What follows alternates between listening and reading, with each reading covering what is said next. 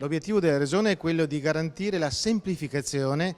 nel pieno rispetto della legge. È quello che abbiamo fatto con una sinergia tra consigliere di maggioranza e l'assessore regionale PAN per riuscire a emanare un calendario venatorio unico per tutta la regione del Veneto, che permetterà a tutti i cacciatori del Veneto di rispettare un'unica legge, che è la legge 50 del 93. Decisione importante assunta dalla Giunta regionale è il nuovo tesserino venatorio di facile compilazione, che permetterà ai cacciatori di poter adempiere agli obblighi previsti per legge, ma in maniera semplice, senza essere indotti, come capitava con il vecchio tesserino, magari a degli errori involontari.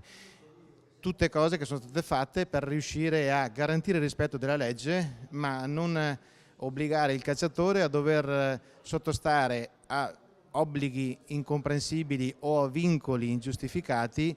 che non sono previsti dalla legge. Un'azione importante che segue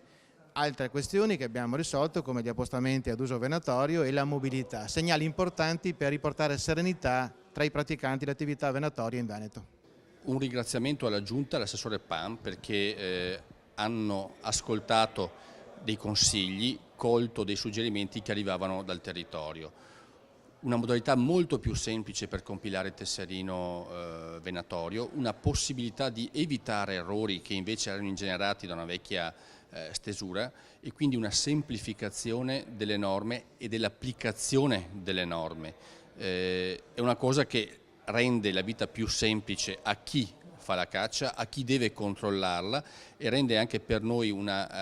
servizio, perché sarà un tesserino a lettura digitale che ci permetterà di raccogliere dati per fare normative, leggi o atti amministrativi più semplici da applicare nel prossimo futuro.